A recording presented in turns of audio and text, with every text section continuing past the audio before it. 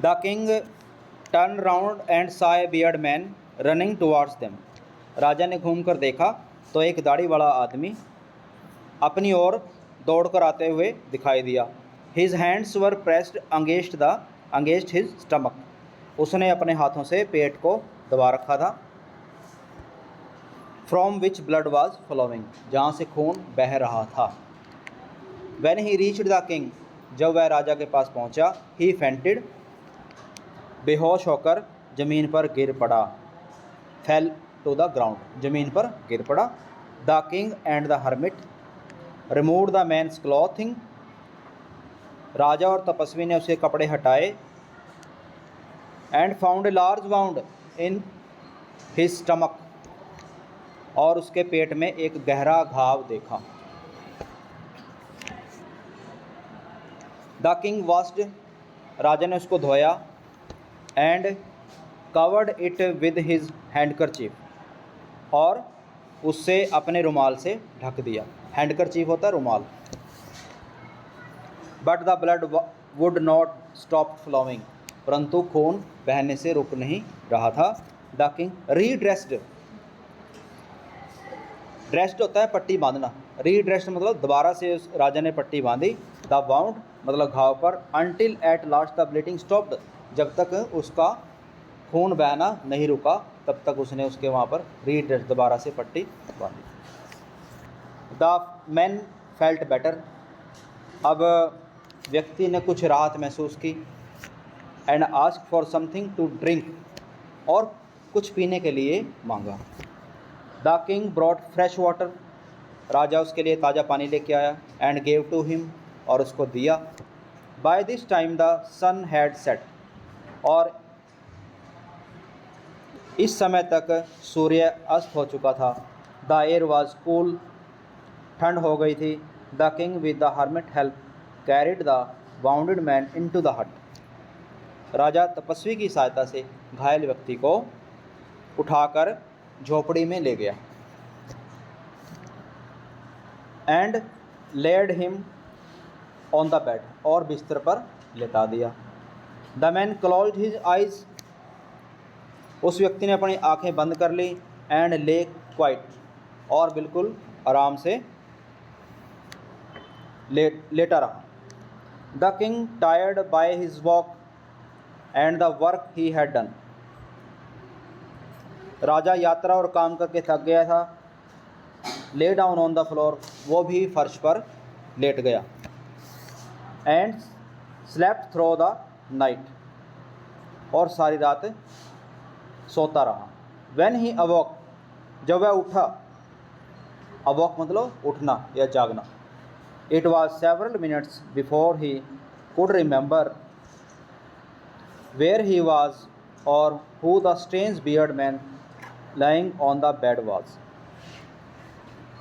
तो उसे समझने में कुछ समय लग गया कि वह कहाँ था और बिस्तर पर लेटा दाढ़ी वाला व्यक्ति कौन था। Forgive me said the bearded man in a weak voice.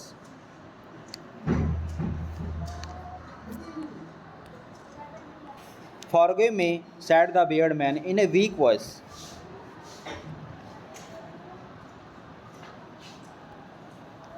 When he saw that king was awake, जब दाढ़ी वाले व्यक्ति ने उस देखा कि राजा जाग गया तो दबी आवाज़ में बोला, मुझे क्षमा कर दीजिए। Forgive me, मुझे क्षमा कर दीजिए। I do not know you and have nothing to forgive you for, said the king. राजा बोला, मैं तुम्हें नहीं जानता कि मुझे यह भी नहीं पता कि तुम्हें किस बात के लिए क्षमा करूं। You don't know me, but I know you. आप मुझे नहीं जानते परंतु मैं आपको जानता हूँ। I am that enemy of yours. मैं कहा आपका शत्रु हूँ। Who swore revenge on you because you put my brother to death and seized my property. जिसने आपने बदला लेने की कसम खाई थी क्योंकि आपने मेरे भाई को मरवा दिया था और मेरी संपत्ति जब्त कर ली थी। I knew you had gone alone to see that hermit. मैं जानता था कि आप तपस्वी से मिलने अकेले गए हैं I made up my mind to kill you on your way home. मैंने आपको घर लौटते समय मार डालने का निश्चय किया था। But the day past and you did not return, so I left my hiding place and I came upon your body guard. परंतु दिन गुजर गया, आप लौट कर नहीं आए, अतः मैं अपने छिपने के स्थान पर बाहर निकला तो मुझे आपका अंगरक्षक मिल गया भाई।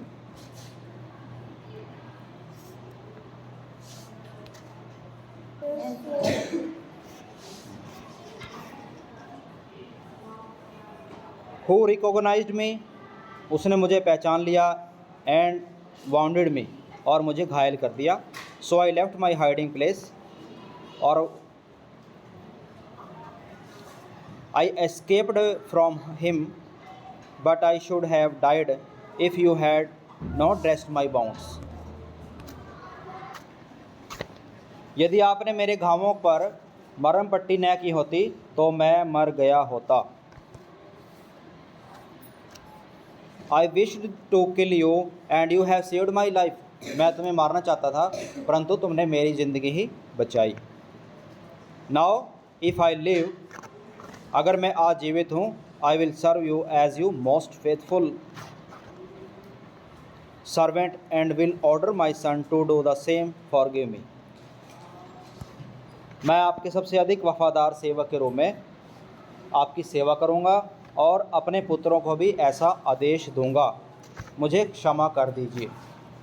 फॉर गिव मी, क्षमा कर दीजिए। The king was very happy to have made peace with his enemy so easily. राजा इतनी आसानी से एक शत्रु को मित्र बना लेने पर बहुत प्रसन्न हुआ। And to have won him over as a friend, और उसने उसे न केवल क्षमा कर दिया बल्कि कहा कि वह उनकी देखभाल के लिए अपने सेवक और अपना डॉक्टर भी भेजेगा। Would send his servants and his own doctor to look after him, अपने सेवक और डॉक्टर भी भेजेगा। And he promise to give back the man his property, और उस व्यक्ति की संपत्ति लौटाने का भी उसने फैसला किया। Living the bounded man, the king went out of the हट। घायल व्यक्ति को छोड़कर राजा कुटिया से, झोपड़ी से बाहर आया। And looked round for the hermit, और उसको तपस्वी को चारों ओर ढूंढा। Before going away he wished once more to get answers to his question. जाने से पहले राजा एक बार फिर अपने प्रश्नों के उत्तर जानना चाहता था। The hermit was on his knees sowing seeds in the beds. तपस्वी घुटनों के बल बैठा और इन क्यारियों में बीज बो रहे थे जो पिछले दिन उन्होंने खोदी थी। The king went up to the hermit, राजा तपस्वी के पास गया। एंड सैड, और कहा, for the last time I beg you answer my question wise man. हे बुद्धिमान पुरुष, मैं अंतिम बार आपसे अपने प्रश्नों के उत्तर के लिए प्रार्थना करता हूँ। You have already been answered, तपस्वी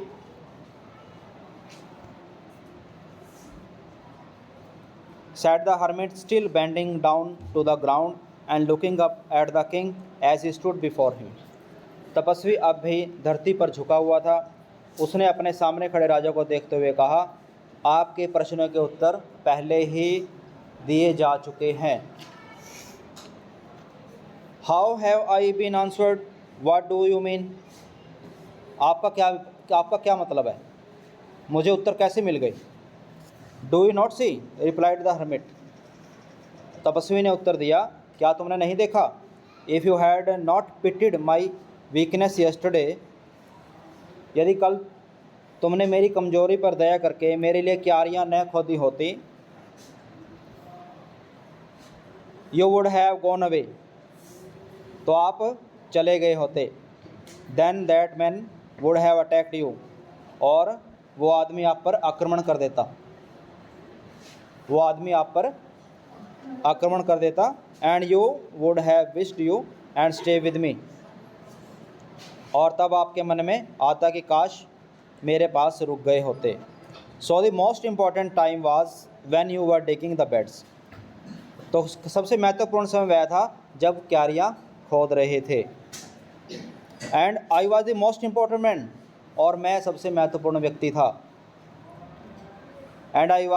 and to do me good was your most important business, और उसके पश्चात जब वह व्यक्ति दौड़ता हुआ हमारे पास आया, वह सबसे महत्वपूर्ण समय था। Afterwards when the man ran to us, the most important time was when you were caring to him, और जब तुम उसकी देखभाल कर रहे थे, क्योंकि यदि आपने मरहम पट्टी न की होती, because if you had not dressed his wounds, और अगर तुमने उसकी मरहम पट्टी नहीं की होती, he would have died without having made peace of with you, और वह व्यक्ति आपके साथ समझौता किए बिना ही मर जाता। So he was the most important man, इसलिए वो सबसे महत्वपूर्ण व्यक्ति था। And what you did for him was your most important business, और आपने जो कुछ भी किया वह आपका सबसे महत्वपूर्ण काम था। रिमेंबर देन, याद रखो, there is only one time that is important, केवल एक ही समय महत्वपूर्ण है, और वह है अब। And that time is now, अब, not future not past, now, अब। Present is very important for all the students, all the people. It is most important time, यह सबसे महत्वपूर्ण समय है। बिकॉज, क्योंकि, it is the only time, यह वह समय है, we have any power to act, हम में कोई भी कार्य करने की शक्ति होती है। द मोस्ट नेसेसरी पर्सन, सबसे महत्वपूर्ण व्यक्ति वह है, you are with an particular moment, जो किसी विशेष समय पर आपके साथ है। फॉर नो वन नोज, क्योंकि कोई नहीं जानता, what will happen in the future, भविष्य में क्या होगा। And whether we will meet any one else, भाई हम किसी अन्य व्यक्ति से मिल भी पाएंगे या नहीं। द मोस्ट इम्पॉर्टेंट बिजनेस, सबसे महत्वपूर्ण कार्य है, to do that person good because we were sent into the world for that purpose alone, क्योंकि हमें वह इस संसार में केवल इसी उद्देश्य के लिए भेजा गया है। तो सबसे द मोस्ट इम्पोर्टेंट बिजनेस, सबसे महत्वपूर्ण कार्य क्या है? उस व्यक्ति के लिए भलाई करना, क्योंकि हमें इस संसार में केवल इसी उद्देश्य के लिए भेजा गया है। ठीक है, ओके।